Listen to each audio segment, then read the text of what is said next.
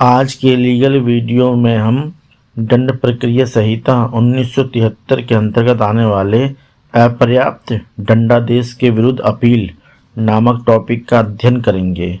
तो चलिए शुरू करते हैं। प्रश्न ये पूछा जाता है कि अपर्याप्त दंडादेश के विरुद्ध अपील के बारे में समझाइए।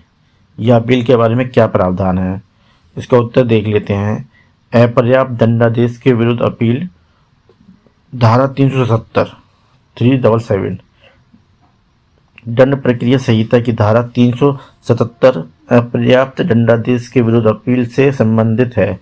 संशोधन अधिनियम 2005 के पश्चात अपर्याप्त दंडादेश के विरुद्ध अपील सत्र न्यायालय, उच्च न्यायालय में प्रस्तुत की जा सकती है।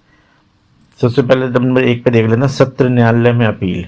यदि मजिस्ट्रेट के न्यायालय के द्वारा किसी अभियुक्त व्यक्ति का विचारण किया जाता है, दोष सिद्ध किया जाता है और दंडादेश पारित किया जाता है, ऐसे दंडादेश को यदि राज्य सरकार अपर्याप्त समझती है तो लोक अभियोजक को सत्र न्यायालय में अपील प्रस्तुत करने के लिए निर्देश दे सकती है।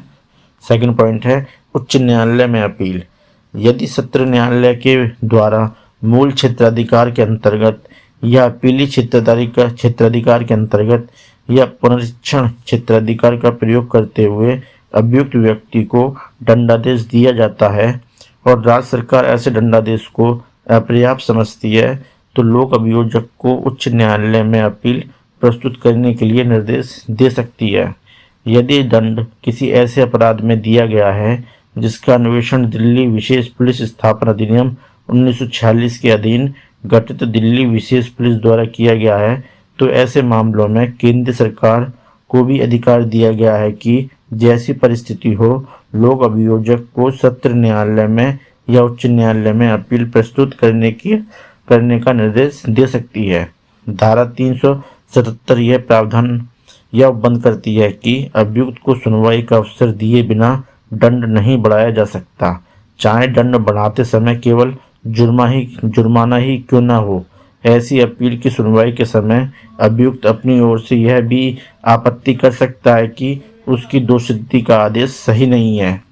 यदि अभियुक्त व्यक्ति को परिवीक्षा पर छोड़ने का आदेश दिया गया है तो इस धारा के अधीन अपील नहीं की जा सकती, क्योंकि ऐसे आदेश में कोई दंडादेश नहीं है।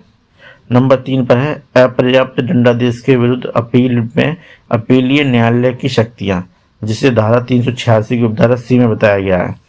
नंबर 1 पर है विचारण न्यायालय के निष्कर्ष और दंड को उलट सकता है और अभियुक्त को दोषमुक्त या उन्मोचित कर सकता है, अथवा सेकंड पॉइंट यह आदेश दे सकता है कि ऐसे अपराध का विचारण करने के लिए सक्षम न्यायालय को प्रतिप्रेषित कर सकता है, या थर्ड पॉइंट दंड को कायम रखते हुए निष्कर्ष में परिवर्तन कर सकता है, या फोर्थ पॉइंट निष्कर्ष में परिवर्तन करके या परिवर्तन किए बिना दंड के स्वरूप और परिणाम में परिवर्तन कर सकता है, किंतु दंड में तब तक वृद्धि नहीं की जाएगी जब तक अभियुक्त को ऐसी वृद्धि के कारण को दर्शित करने का अवसर न मिल चुका हो।